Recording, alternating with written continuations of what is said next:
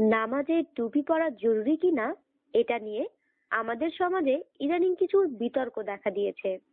অনেকে এটাকে জরুরি মনে করেন না। আবহমান কাল ধরে গ্রাম বাংলায় টুপি পরে নামাজ আদায়ের যে সংস্কৃতি, এটাকে অনেকেই অস্বীকার করার চেষ্টা করছেন। কিন্তু টুপি মুসলিম উম্মাহর শেয়ার বা জাতীয় নিদর্শন।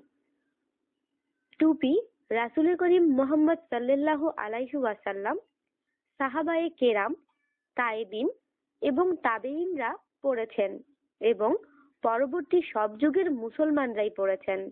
পাগড়ির মতোই একটি ইসলামী লেবাস টুপি। হাদিস ও ইতিহাসের কিতাবে এ ব্যাপারে অনেক গ্রহণযোগ্য আলোচনা রয়েছে। রাসূল করিম সাল্লাল্লাহু আলাইহি ওয়াসাল্লাম মাথা ঢেকে নামাজ আদায় করতেন। আমাদেরও তাই করা উচিত। নামাজ আদায় করার জন্য আল্লাহর সামনে দাঁড়াতে যথেষ্ট বিনয় অবলম্বন করা উচিত। পোশাক এক্ষেত্রে গুরুত্বপূর্ণ ভূমিকা পালন করে। আল্লাহ তাআলা ইরশাদ করেন, তোমরা নামাজের সময় তোমাদের সর্বোৎকৃষ্ট পোশাক পরিধান করো। হাসান ইবনে আলী রাদিয়াল্লাহু তাআলা আনহু নামাজের সময় সর্বোৎকৃষ্ট পোশাক পরতেন। একদিন কেউ তাকে এ ব্যাপারে জিজ্ঞেস করলে তিনি বলেন, নিশ্চয়ই আল্লাহ তাআলা সুন্দর এবং তিনি সুন্দরকে পছন্দ করেন। নামাজ পড়া অবস্থায় মাথা থেকে টুপি মেঝেতে পড়ে গেলে বা পাগড়ি খুলে গেলে খুব সহজেই তা ঠিক করে নিতে পারলে করে নেওয়া উত্তম।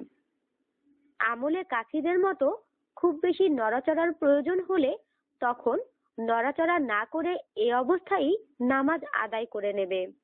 তাই আমাদের টুপি পরার ব্যাপারে অনাদর অবহেলা না করে নামাজে টুপি পরিধান করে রাসূল করিম সাল্লাল্লাহু আলাইহি ওয়াসাল্লামের সুন্নত পালন করা উচিত এবং প্রত্যেকের সামর্থ্য অনুযায়ী শরীরের অন্যান্য পোশাকের সঙ্গে মানানসই টুপি পরিধান করা জরুরি। আমাদের সাথেই থাকুন আর সাবস্ক্রাইব করুন।